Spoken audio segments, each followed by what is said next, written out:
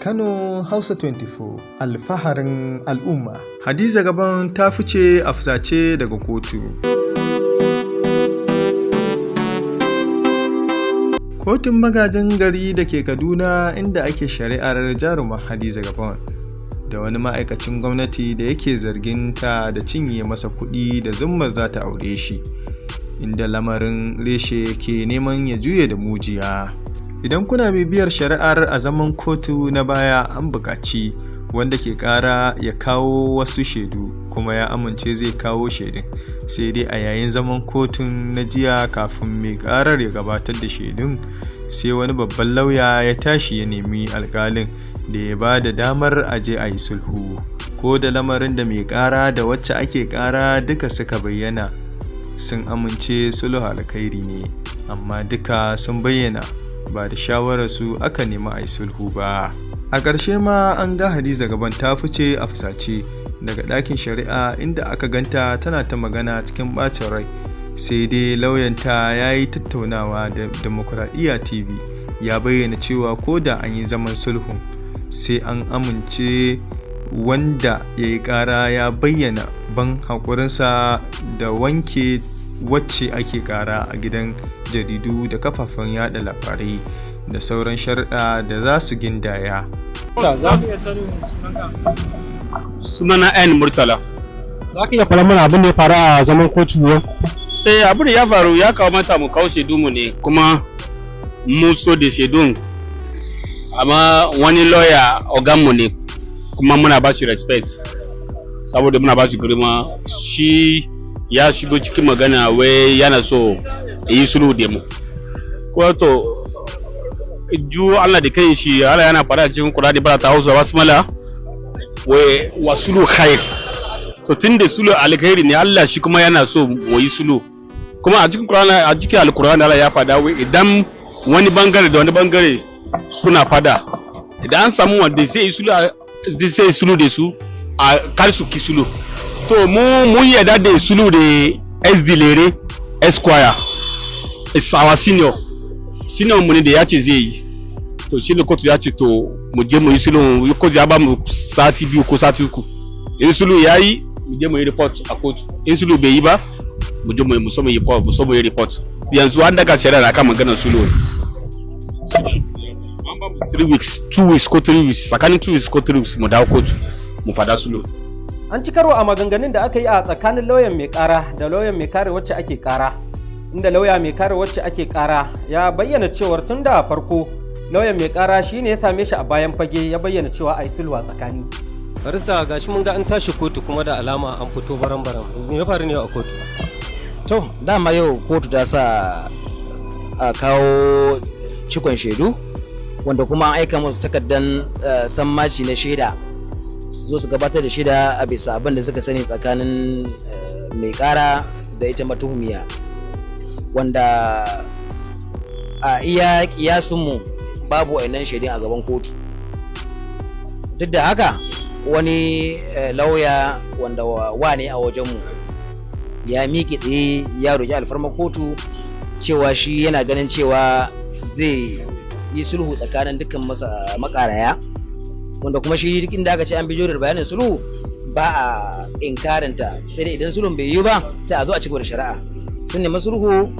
wanda kuma idan muka nuna cewa mu ba mai da sulhu ba zai zama da kaman ma da wani manufa a cikin abin nan shari'ar, wanda mu manufar mu dama gaskiyan ita matuhumiya ya bayyana. In har sulhun zai bayyana da mai gaskiya, mu ba mu da inkari akan ta. Idan ko zai tawaye ma wani haƙi, to dama ba za mu iya kasancewa mun tsaya da wannan wanda zai sulhun nan ba. Wannan shine abin da muka sani. To wallahi mu ba za mu sani ba, tunda dai mu ba mu buƙaci a yi sulhun ba. In kana kotu ka ji abin da muka buƙata, mun buƙaci kotu da tunda ta sa yau ne a ambaci masu shaidu su gabatar da abin da suka sani, to a ƙarasa bayanin shaidun. Idan an ƙarasa sun zo sun gabatar da abin da suka sani, in ya so daga baya ko yayin da ake shari'ar ana iya sulhu kuma a janye ƙara, wannan duk ana yi. Ko a yi sulhu kafin a shiga kotu, ko ana kotu ana sulhu, ko an ba da ranar sulhu ana iya, duk zai da makaraya suka duba ana iya sulhu. ba lallai dole sai idan an yi wani nema daga gefe na kai kotu ma tana ganin damanta a karan kanta ce ni na ga wannan shari'a ta fi kyau ne a sulhu cikin sai a ce to ku da kai ni yau na bada umarni a je a sulhu wanda kuma kamar yadda muka gani kusan kotu ne ta bada umarni bisa roƙon da wani lauya ya yi a kan cewa a bashi dama ya sulhu makarayan. Inda nake so gani karara shin shi ne ba su samu ba ko kuma to wannan zan ce Allahu a'lamu akan wannan tunda dai mure a gaban kotu ba su zo sun ce mai kotu ga shaidu a gaban kotu ba an ba da san ba takaddan shaidu su zo su gabatar da shaidun su shin shaidun sun zo mure ba a gabatar da su a gaban kotu ba sai kuma wani muga ya bijiro ya ce na son ai sulhu to mu sani ba ko sun yi amfani da shi ne ya zo don dakatar da shari'a ko ko a'a shi ya zo a karan kansa ne a matsayinsa na sulhun ga baki makarayan ba za mu sani ba dole sai mun je mun zauna sa'annan mu san ta ina aka dosa. Ai kamar yadda nace maka ita sulhu alkhairi ne kuma duk inda aka bijiro da bayanin sulhu bai dace a kai ka ce kana inkari ko kana kin wannan sulhun ba in ka ki wannan sai ya zama akwai wani manufa da kake da shi a cikin bayanin sulhun. Yanzu abin da nake so ka idan an je zaman sulhu ta tabbata karara Hadiza Gabon ba ta da ne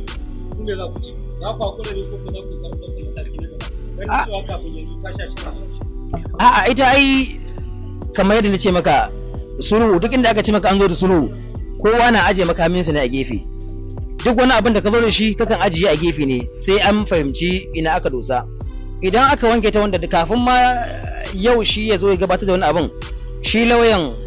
mai kara ya same ni ya ce min yana son a yi me zai hana ba za mu zo mu sulhu ba sai na ce mishi to ai sulhu kwaya ɗaya za mu yi wanda shine takaddamar da ke gaban kotu